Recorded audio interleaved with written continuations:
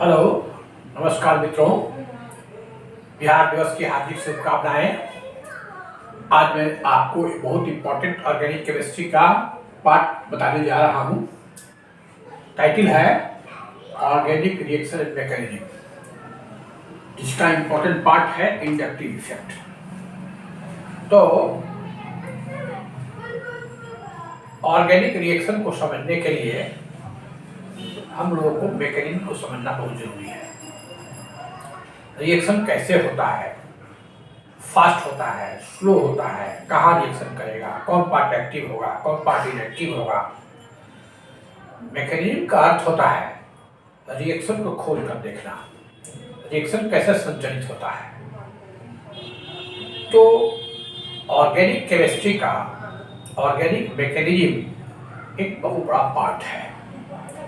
Mechanism को समझना बहुत इंपॉर्टेंट चीज है। जब आप ऑर्गेनिक मैकेनिज्म को समझने लगिएगा तो आपका ऑर्गेनिक रिएक्शंस का नॉलेज पुष्ट हो जाएगा। तो ध्यान से समझना है। मैकेनिज्म समझने के लिए प्री मैकेनिज्म आपको कुछ इंपॉर्टेंट पार्ट को इसको जानना है, जिसका पहला पार्ट है इंडक्टिव इफेक्ट, जिसको हम आई से एक्सप्रेस करते हैं। तो इंडक्टिव इफेक्ट पहले हम लोग देखे है क्या।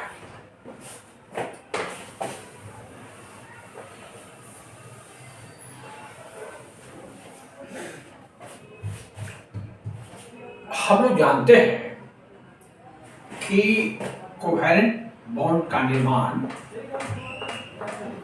दो एटम के बीच इलेक्ट्रॉन के शेयरिंग से हुआ है। जानते हैं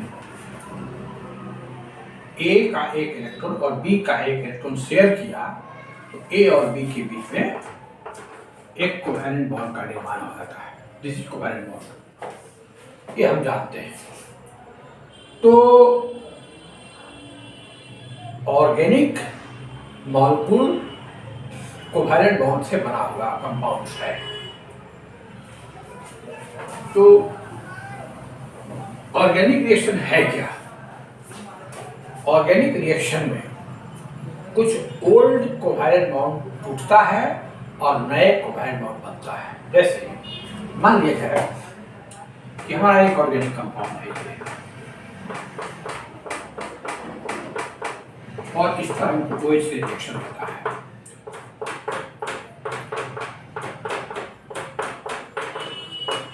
और ये कंपाउंड बनता है। तो यहाँ पर सीसीएल बॉन्ड है रिएक्टेंट में और प्रोडक्ट में सीओ बॉन्ड है।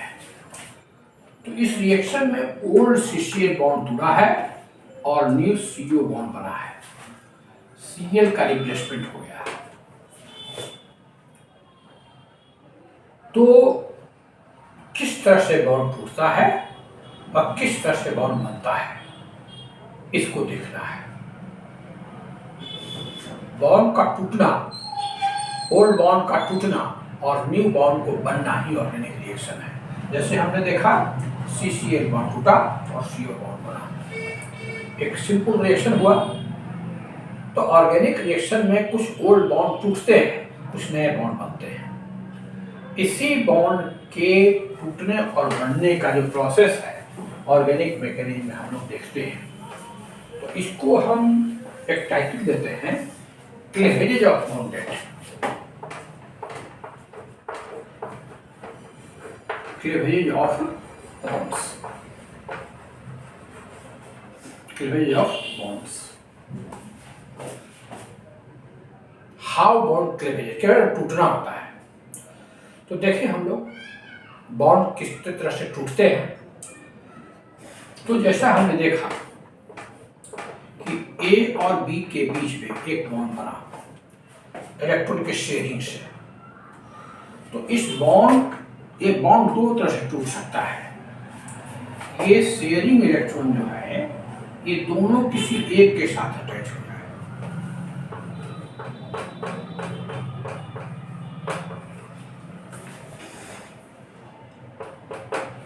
यहां देखिए ये शेयरिंग ऑफ इलेक्ट्रॉन है। ये बॉन्ड ऐसा टूटा जो दोनों इलेक्ट्रॉन, ए का भी इलेक्ट्रॉन और बी का भी इलेक्ट्रॉन पी के साथ एसोसिएट हो गया। तो बी पर एक्सेस इलेक्ट्रॉन हो गया तो नेगेटिव चार्ज, और ए पर इलेक्ट्रॉन की डिफिशिएंसी हो गई तो पॉजिटिव चार्ज हो गया। इस तरह से बॉन्ड टूटा। इसको कहते हैं हेटेरोलाइटिक क्लीवेज। हेटेरोलाइटिक क्लीवेज, हेटेरोलाइटिक क्लीवेज ये विषम रूप से टूट रहा है। ऐसा भी हो सकता है कि दोनों ए से ही अटैच हो, तो जिधर इलेक्ट्रॉन जाएगा उधर नेगेटिव और जिधर इलेक्ट्रॉन की डिफिशिएंसी जाएगा उधर पॉजिटिव, ऐसा होगा। तो चाहे इधर टूटे या इधर टूटे, दोनों ही अवस्था में जो बॉन्ड टूटता है इसे हम लोग कहते हैं हेटेरोलाइटिक क्लीवेज।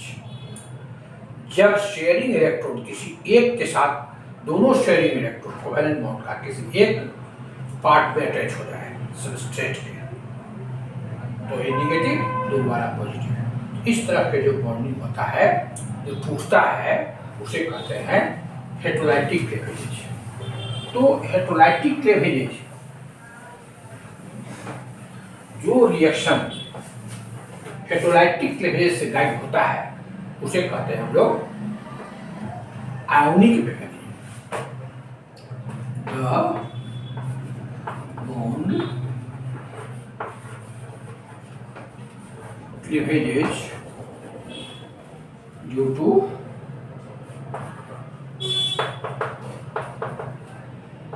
हेटेरोलाइटिक वे called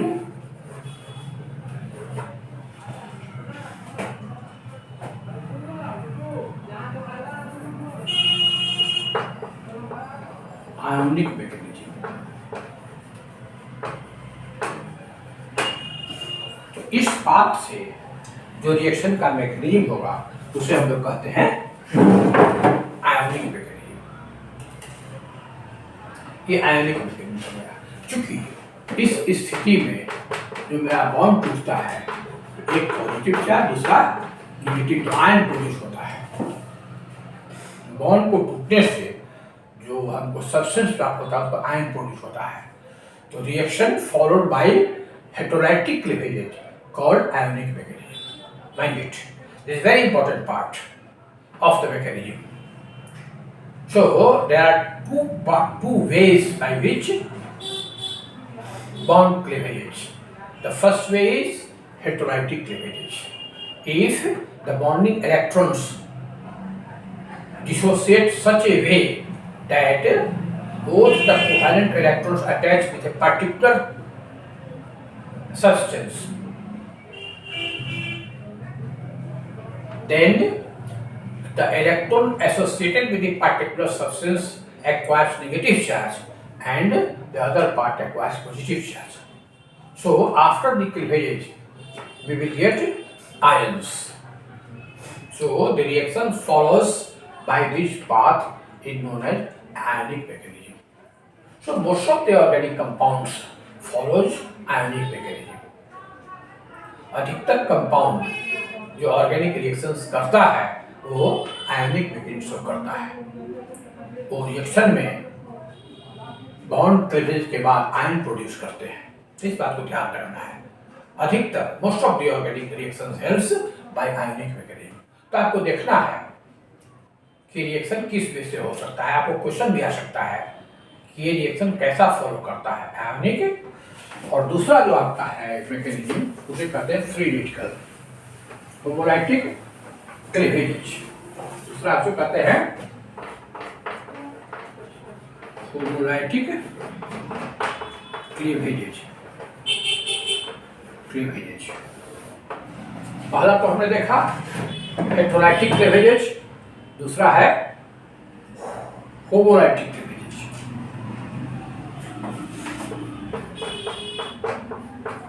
जब कोवैलेंट बॉन्डिंग इलेक्ट्रॉन अपना अपना इलेक्ट्रॉन लेके अलग हो आता है,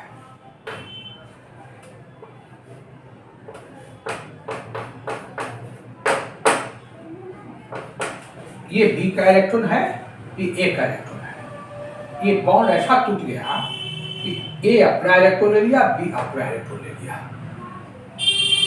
ये पहले वाला से भिन्न है। पहले वाला में दोनों इलेक्ट्रॉन किसी खास एक पार्ट से एसोसिएट हो गया था, ऐसा नहीं है। इसमें दोनों अलग अलग हो गए। हमने आपने 1 रुपया जमा किया, अब कहा कि भाई संबंध तोड़ दीजिए, तो आप अपना 1 रुपया ले गए, हम अपना 1 रुपया लेके चले गए।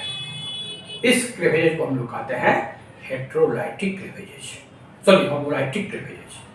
पहले वाले डे में हमने आपने 1 रुपया जमा किया, आपने 1 रुपया जमा किया, टोटल मनी 2 रुपया है।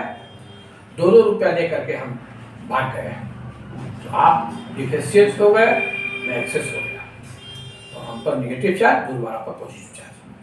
तो ये जो मैकेनिज्म है उसे कहते हैं हम लोग heterolytic mechanism, this is homolytic mechanism. तो इसको कहते हैं होमोलाइटिक क्लीवेजेज। और ये जो फ्री रेडिकल प्रोड्यूस होता है, फ्री रेडिकल्स, ये फ्री रेडिकल प्रोड्यूस होता है। तो homolytic cleavage gives free radical, heterolytic mechanism gives ionic charge. Homolytic cleavage gives you free radicals and heterolytic cleavage gives you ionic charge. तो free radicals और ion में क्या अंतर है? Free radicals have no charge. Free radicals have no charge. No charge. जैसे A अपना electron ले लिया, B अपना इलेक्ट्रॉन ले लिया, तो ए पर चार्ज नहीं है। चार्ज तभी प्रोड्यूस होता है जब इलेक्ट्रॉन चाहे तो एक्सेस हो या इलेक्ट्रॉन डिफिशियंसी हो।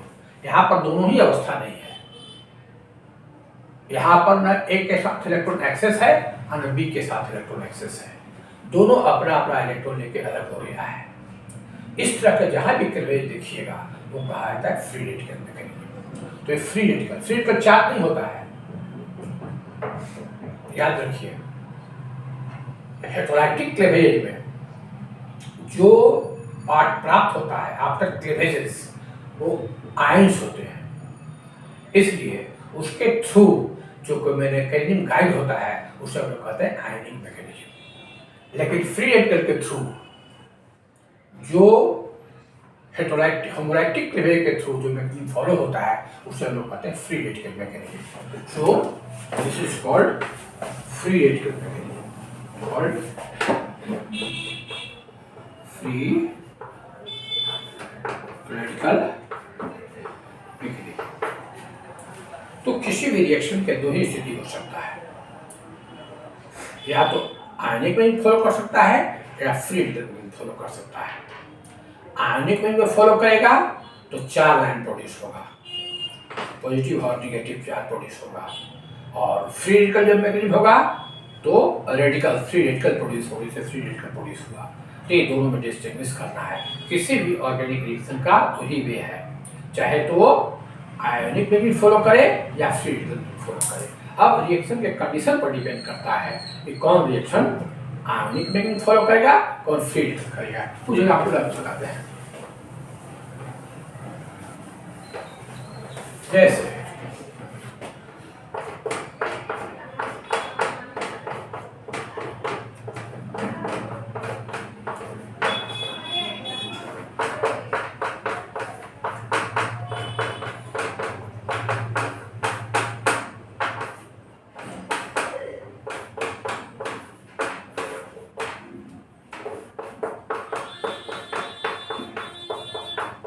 देखिए इस रिएक्शन को देखिए, ये अल्कोहल है,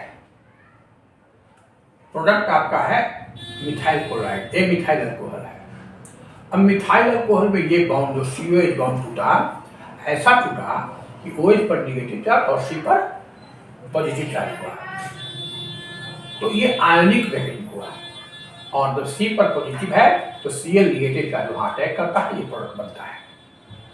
तो ये रिएक्शन जो फॉलो हुआ आयन के थ्रू हुआ, ये आयन के थ्रू हुआ, इसलिए ये आयनिक मैकेनिज्म हुआ, ये आयनिक मैकेनिज्म हुआ। ध्यान रखिए, After reaction, you will get ionic species and final you will get product. दूसरा रिएक्शन को देखिए।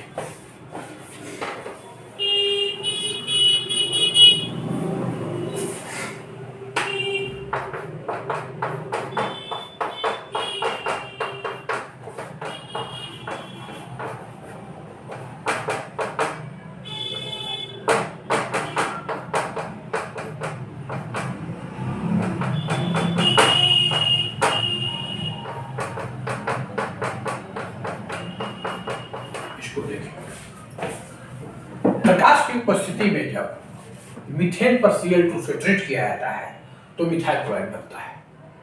ये फ्री रेडिकल मैकेनिज्म है, फ्री रेडिकल मैकेनिज्म है। तो या मिथाइल, ये जो बॉन्ड है टूट रहा है, ये फ्री रेडिकल, ये जो आपका है मिथाइल फ्री रेडिकल है और H फ्री रेडिकल है, और Cl भी टूटता है Cl फ्री रेडिकल में, तो इस पर अटैक करता है, मिथाइल क्लोराइड बनता है। तो इस तरह से जो ये रिएक्शन हुआ ये फ्री रेडिकल मैकेनिज्म। पहले वाला जो रिएक्शन था वो आयनिक मैकेनिज्म था। तो स्पेसिफिकेशन यहाँ पर है, कब मेरा फ्री रेडिकल होगा, कब आयनिक होगा। तो इसमें बहुत क्लासिकल स्टडी की जरूरत है। अभी तो हम प्राइमरी स्टेज में देख रहे हैं कि किसी भी रिएक्शन का दो ही वे है, आइदर फ्री रेडिकल और आयनिक मैकेनिज्म। तो कब रिएक्शन फ्री रेडिकल होगा, कब आयनिक होगा, आगे हम डिटेल देखेंगे। अब दो बातें और समझना है।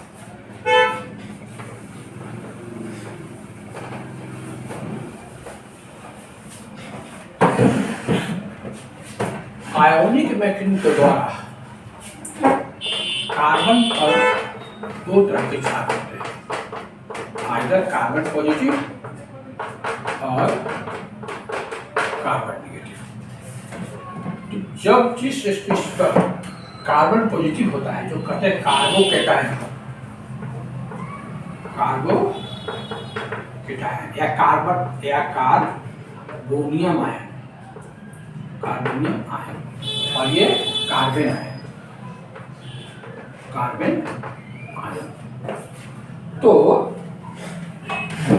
चूंकि ऑर्गेनिक रिएक्शन में कार्बन ही के कंपाउंड टूटते हैं, तो दो तरह के स्पीशीज प्राप्त होंगे। जब हेटेरोटॉपिक क्लीवेजेस से कार्बन पर पॉजिटिवली चार्ज हो जाएगा, इसे कहते हैं कार्बोकैटायन, कार्बोकैटायन या कार्बोनियम आयन। और अगला जो हमको कंपाउंड अगर नेगेटिव चार्ज आ गया तो उसे कहते हैं हम लोग carbon ion. So by the heterotopic cleavages, two types of carbon species compound obtained, the carbocation, the species having positive charge then called carbocation या carbonium ion, and after the cleavage if carbon acquire negative charge then it is called carbon ion. So you must know the difference between carbocation or carbonium ion or carbon ion. इस तरह से ये heterolytic, but if due to homolytic, this is not cation or anion, this is methyl free radical, methyl free radical, free radical. So see this is free radical, this is carbocation, this is carbon ion. So all these three types of species we will get after the cleavage of bond. ये due to homolytic cleavages, this is due to heterolytic cleavages, और इसी से आपका reaction आगे बढ़ेगा। तो मित्रों, आपको ध्यान देना है किस तरह से कार्बन का बॉन्ड टूटता है।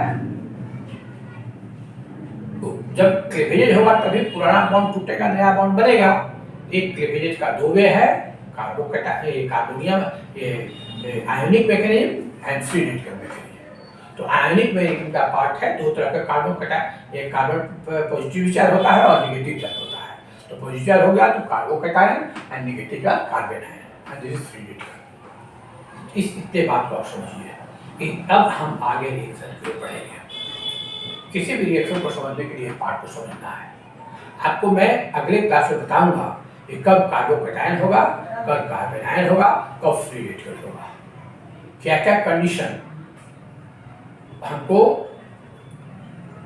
आयोनिक मैकेनिकली फेवरेबल है और क्या क्या हमको फ्लूइड के लिए फेवरेबल है, उसका कंडीशन सब डिटेल डिस्कस करेंगे। फिलहाल आगे क्लास में हम बताएंगे stability of carbonium ion and carbon ion and stability of free radical. ये दो चीज आप नोट कर लीजिए, आगे क्लास में डिस्कस करूंगा। Stability of relative stability of carbocation, carbonium ion and carbon ion and stability of free radicals. तब इसकी स्टेबिलिटी को हम समझ लेंगे तो आगे हमको मैथ्स समझने में आसान होगा। तो मित्रों, ये बहुत इंपॉर्टेंट पार्ट है, बहुत इंपॉर्टेंट चैप्टर है और ये पूरे केमिस्ट्री का रिएक्शन की कुंजी है। मैकेनिज्म होता है कुंजी उसका रिएक्शन का, तो क्लास का स्टडी जब तभी कीजिएगा जब इस कुंजी को समझिएगा।